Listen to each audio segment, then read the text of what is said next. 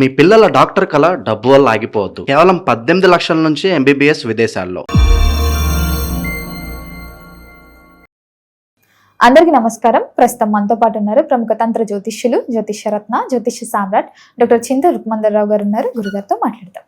నమస్కారం గురుగారు. మాతృదేవోభవ, పితృదేవోభవ, ఆచార్య దేవోభవ. ఓం నమో మాందేశ్వరాయ నమః. అందరూ బాగుండాలి, అందరికి మంచి జరగాలి. గురుగారు, ఆగస్టు మాసంలో ధనుసు రాశి వారికి ఎలా ఉందంటారు? ఎలాంటి జాగ్రత్తలు తీసుకోవచ్చు అంటారు? ఆర్థిక పరంగా, ఆరోగ్యపరంగా ఈ మాస గ్రహ గోచారం ఏంటంటారు? అలాగే ఈ మాసంలో చంద్రగ్రహణం, సూర్యగ్రహణం కూడా ఏర్పడుతున్నాయి కాబట్టి దాని ప్రభావం మీ రాశిపై ఎలా ఉంటుందంటారు? 2020 సంవత్సరం ఆగస్టు మాసం ధనుసు రాశి వాళ్ళకి ఎలా ఉందో మనం తెలియజేసుకునే ముందు ఈ మాసం జరుగుతున్నటువంటి సూర్య చంద్రగ్రహణాల గురించి మాట్లాడుకుందాం. చంద్రగ్రహణం భారతదేశంలో పాక్షికంగా కనిపిస్తుంది. సూర్యగ్రహణం పూర్తిగా కనిపించదు. భారతదేశంలో ఉన్న వాళ్ళకి ఈ గ్రహణాల వల్ల ఎటువంటి నష్టమైతే లేదు కనిపించినప్పుడు, కాబట్టి చింతించాల్సిన అవసరం లేదు. ఇతర దేశాల్లో ఉన్నటువంటి ధనుసు రాశి వాళ్ళు వీళ్ళు సూర్యగ్రహణానికి సంబంధించిన జాగ్రత్త తీసుకుంటే సరిపోతుంది. చంద్రగ్రహణం వీళ్ళకి అనుకూలంగానే ఉంది. 3వ స్థానంలో చంద్రగ్రహణం మంచిది. సూర్యగ్రహణం 9వ స్థానంలో జరుగుతుంది కాబట్టి ఆ సమయంలో ఏదైనా పితృదేవతను తలుచుకుని ఏదైనా జపదప తానాలు చేసుకోవడం చాలా మంచిది. వీళ్ళ పూర్వీకులు తలుచుకుని ఏదైనా పిండ పితృ యజ్ఞాలు ఇటువంటి కూడా చేయొచ్చు. అదేవిధంగా వీళ్ళు పట్టుడు స్నానం, విడుపుడు స్నానం మధ్యలో జపం చేసుకోవడం, మరుసటి రోజు గోధుమలు, నెయ్యి, రాగి పాత్రలో నెయ్యి పోసి 2 సర్ప పడగలను పెట్టి, వెండి పడగలు పెట్టి దానం చేయడం మంచిది. వాళ్ళు అక్కడ ఇచ్చుకోలేకపోతే భారతదేశంలో ఇచ్చుకోవడం మంచిది. వాళ్ళకి సంబంధించిన వాళ్ళ ద్వారా ఇచ్చుకోవడం, దక్షిణ తాంబూలాలు పెట్టి ఇచ్చుకోవడం మంచిది. ఈ సమయంలో వీళ్ళు మంత్ర సాధన చేశారంటే మాత్రం చాలా విశేషమైన ఫలితాన్ని పొందుతారు. ఏదైనా వీళ్ళు తీవ్ర దేవతారాధన చేయడం వల్ల చాలా మంచి ఫలితాన్ని పొందుతారు. ఇక ఈ రాశికి రాశాధిపతి గురువు అష్టమంలో ఉచ్చలో ఉన్నాడు. 1వ తారీఖు శుక్రుడు 10వ స్థానంలోకి నీచ స్థితిలోకి వస్తాడు. 2వ తారీఖు కుజుడు అంటే భాగ్యం పంచమాధిపతి సప్తమంలోకి వస్తాడు, రాశిని చూస్తాడు. అర్ధాష్టమ శనిలో ఉన్నటువంటి శనేశ్వరుడు వక్రత్వాన్ని పొంది ఉన్నాడు. 3వ ఇంట్లో రాహువు, 9వ ఇంట్లో కేతు, 9వ ఇంట్లో రవి, అష్టమ స్థానంలో బుధుడు ఉన్నాడు. ఇలా చూస్తే వీళ్ళకు కుజుడు రాశిని చూడడం చాలా మంచిది. భాగ్యస్థానంలోకి రవి రావడం మంచిది. దశమ స్థానంలోకి శుక్రుడు మంచిది కాదు, చెడుది కాదు, 50-50. 6వ ఇంటి వాడు నీచబడిపోయినాడు. శత్రుస్థానాధిపతి నీచబడ్డం, శత్రు రోగ రుణకారకుడు బలహీనపడడం మంచిదే. అంటే అవి 3 లేవు అని అర్థం. తర్వాత తీసుకుంటే వీళ్ళకు అష్టమంలో బుధుడు వచ్చాడు, బాధకాధిపతి, రాశాధిపతి కలిసాడు. బాధకాధిపతి వల్ల సమస్య లేదు. 4వ ఇంట్లో ఉన్నటువంటి శనేశ్వరుని గురువు చూస్తాడు కాబట్టి, గురువు అష్టమ స్థానంలో ఉన్న రాశాధిపతి కాబట్టి శనిగ్రహం నియంత్రిస్తాడు కాబట్టి అర్ధాష్టమ శని యొక్క ప్రభావం లేదు. 3వ ఇంట్లో దిగ్బలాన్ని పొందినటువంటి రాహు ఉన్నాడు, అది మంచిది. కాబట్టి తీసుకుంటే ప్లానెట్స్ ఒక విధంగా పొజిషన్లో ఉన్నాయి, సరైన పొజిషన్లో ఉన్నాయని అర్థం. కొన్ని పొజిషన్ లేని వాటిని కూడా గురువు నియంత్రిస్తున్నాడు. కాబట్టి విదేశాల్లో ఉన్నటువంటి ధనుసు రాశి వాళ్ళు సూర్యగ్రహణానికి జాగ్రత్త తీసుకుంటే చాలు. ఇతర ఇంకేమి వీళ్ళకి పెద్దగా ఈ రాశి వాళ్ళకి దోషాలు ఏమి లేవు. కుజుడు రాశిని చూస్తాడు కాబట్టి ఖచ్చితంగా అనుకున్నట్టుగా టైం టు టైం చేసేస్తారు. మరి విద్యార్థులకు ఎలా ఉంటుందంటారు? విద్యార్థులకు బాగానే ఉంటుంది. పంచమాధిపతి రాశిని చూస్తాడు కదా, కాబట్టి చతుర్థ స్థానంలో ఉన్న శనేశ్వరుని కూడా గురువు చూస్తాడు, విద్యాస్థానాన్ని. అదేవిధంగా ద్వితీయ స్థానం కూడా విద్యాస్థానమే, గురువే చూస్తాడు.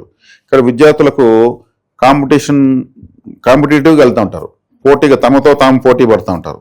ఎవరో మనల్ని తరుముతున్నారు, మనం వాళ్ళని ఓడించాలనే తత్వంతో చదివేదనే అవకాశం ఉంటుంది. ఎందుకంటే కుజుడు అటువంటి స్వభావాన్ని ఇస్తాడు. ఇక్కడ విద్యార్థులు బాగుంది. ఉద్యోగ రంగంలో ఉన్న వారికి కూడా ఎలా ఉంటుందండి? ఉద్యోగ రంగంలో ఉన్న వాళ్ళకి బాగున్నట్టే, ఎందుకంటే శుక్రుడు నీచబడ్డాడు కాబట్టి 6వ స్థానం అంటే ఉద్యోగం. 6వ స్థానాధిపతి ఎప్పుడు పాపగ్రహమే ఉంటుంది. ఏ రాశి కన్నా 6వ స్థానం పాపగ్రహమే ఉంటుంది. ఆ పాపగ్రహము బలహీనపడింది కాబట్టి ఉద్యోగ రంగంలో కొంచెం సులభంగానే ఉంటుంది, ఇబ్బంది ఏం లేదు. ఎవరికైతే వివాహం జరగలేదో, వివాహ ప్రయత్నాలు చేస్తున్నారో వారికి వివాహ యోగం ఉందంటారా? వివాహ యోగం ఇప్పుడు ప్రయత్నించుకోవచ్చు. శుక్రుడు తులారాశిలోకి వచ్చిన తర్వాత వివాహం చేసుకోవడం మంచిది. సంతానం లేని వారికి మరి సంతాన యోగం ఉందంటారా?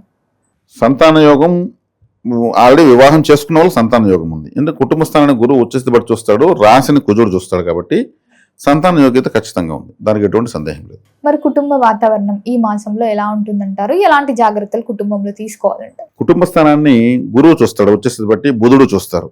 బుధుడు గురువు ఇద్దరు చూస్తారు కాబట్టి సానుకూలంగానే బాగానే ఉంటుంది, సఖ్యతగా అంతా బాగానే ఉంటుంది, ఇబ్బంది ఏం లేదు.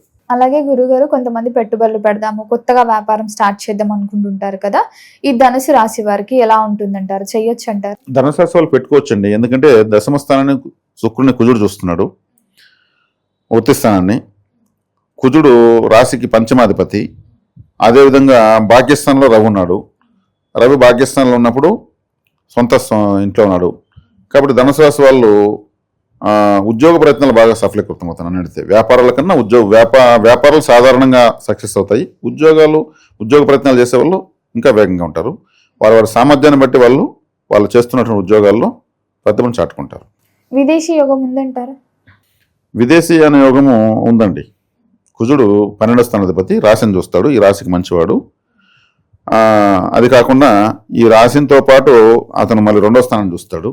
గురువు, బుధుడు, కుజుడు 3 గ్రహాలు 2వ స్థానం చూస్తాయి, ధనస్థానం చూస్తాయి. కాబట్టి విదేశీ అనే యోగం చక్కగా వెళ్తుంది, ఇబ్బంది లేదు. గురుగారు, మరి ధనుసు రాశి వారికి ఈ మాసంలో ఒక హెచ్చరిక అంటే ఏం చెప్తారు? వీళ్ళకు ఉన్నటువంటి హెచ్చరిక ఏంటంటే, ధనుసు రాశి వాళ్ళకు ఈ సూర్యగ్రహణం వల్ల పితృదోషం అనేది ఒకటి ఉంది, వస్తుందా? ఖచ్చితంగా. కాబట్టి వీళ్ళు పితృపరిహారం చేసుకోవడం చాలా మంచిది. అది అమావాస్య రోజే మనకు సూర్యగ్రహణం వస్తుంది కాబట్టి ఆ రోజు పిండ పితృయజ్ఞాలు, తిలతర్పణాలు, బలిహోమాలు లాంటివి చేసుకోవడం చాలా చాలా ముఖ్యమైన పరిహారం. గురుగారు, మరి ముఖ్యంగా ఎవరికైతే దూర ప్రయాణాలు చేస్తున్నారో చెయ్యొచ్చు అంటారా? ఈ మాసం కరెక్టే? చేసుకోవచ్చు, దూర ప్రాంతాల ప్రయాణాలు చేసుకోవచ్చు, ఆటోమేటిక్ చేస్తారు కూడా. వీరి స్వభావం ఎలా ఉంటుందంటారు ధనుసు రాశి వారి దశలు? ధనుసు రాశి వాళ్ళు వీళ్ళు మోటివేట్ చేసాక ఏ పని చేయరు, ప్రతిసారి ప్రోత్సహించారు. నీ వల్ల ఇది అవుతుంది, నీ వల్ల అదవుతుంది, నువ్వు అంతటోడు ఇంతటోడు అంటే నిజంగా చేసి పెడతారు. చేయకుండా వీళ్ళు మోటివేట్ చేయకపోవడమే వీళ్ళ పాలన శాపం అయిపోతుంది. మోటివేట్ చేస్తున్న వాళ్ళు వీళ్ళకి ఉండడమే వీళ్ళ వాళ్ళు వరం అవుతుంది. ప్రతిసారి ఒకరు లైఫ్ టైం మోటివేట్స్ వీళ్ళకి ఎవరో ఒకరు వెన్నంటి ప్రోత్సహిస్తూ ఉంటే వీళ్ళకి మించిన వాళ్ళు ప్రపంచంలో లేరు. ధనుసు అంటే ఒక టార్గెట్ కాబట్టి ఎంత పెద్ద టార్గెట్ అయినా వీళ్ళు అచీవ్ చేస్తారు. అసాధారణమైన ప్రతిభ ఉంటుంది. మోటివేట్ చేయకపోతే వీళ్ళ బలం వీళ్ళకి తెలియదు. అది వీళ్ళకు చాలా ముఖ్యమైనటువంటిది. ఇది ఈ మాసానికి కాకుండా జీవితానికి సంబంధించినటువంటి ఒక బలము బలహీనత మనం చెప్పడం జరిగింది. మరి గురుగారు, ఈ మాసంలో వీరు ఏ దైవ నామస్మరణ చేయొచ్చు అంటారు? ఎలాంటి రెమెడీస్ చేసుకుంటే ఈ మాసం కలిసి వస్తుందంటారు? సుబ్రహ్మణ్య ఆరాధన చేయడం చాలా ఇంపార్టెంట్. సుబ్రహ్మణ్య ఆరాధన భుజంగ స్తోత్రం కానీ, కరావలంబ స్తోత్రం కానీ, అష్టోత్తరం కానీ, ఇంకేదైనా కవచం కానీ సుబ్రహ్మణ్య స్వామి సంబంధించిన చదవడం వల్ల ఈ రాశి వాళ్ళకి విశేషమైన సుఫలితాలు కలుగుతాయి, ఖచ్చితంగా, దాంట్లో ఒకట్లేదు. గురుగారు, ఈ మాసంలో వీరికి ప్రథమార్థం బాగుంటుందంటారా? అమావాస్య తర్వాత ద్వితీయార్థం కొంచెం కలిసి వస్తుందంటారా? అమావాస్య తర్వాత బాగుంటుంది, ఎందుకంటే రవిగ్రహం అష్టమ నుంచి భాగ్యంలోకి వస్తున్నాడు. సొంత ఇంట్లో రవి బలవంతుడే కాబట్టి స్వస్థానంలోకి రవిగ్రహం వచ్చి రావడము, ఈ రాశికి శుభగ్రహం కావడము వల్ల వీళ్ళకి బలం ఎక్కువ ఉంటుంది. కాబట్టి ప్రథమార్థం బాగానే ఉంటుంది, అంతకన్నా ద్వితీయార్థం ఇంకా బాగుంటుంది. ఈ రాశిలో ఉన్న రాజకీయ నాయకులకి, సినీ రంగాల వారికి ఎలా ఉంటుందంటారు? సినిమా రంగాల వాళ్ళకి కొంత సంక్లిష్టత ఉంటుంది. రాజకీయ రంగం వాళ్ళకి చాలా బాగుంటుంది. గురుగారు, మొత్తం మీద ఆగస్టు మాసంలో ధనుసు రాశి వారికి ఎలా ఉంది, ఎలాంటి జాగ్రత్తలు తీసుకోవాలో తెలియజేసినందుకు ధన్యవాదాలండి. ధన్యవాదాలు.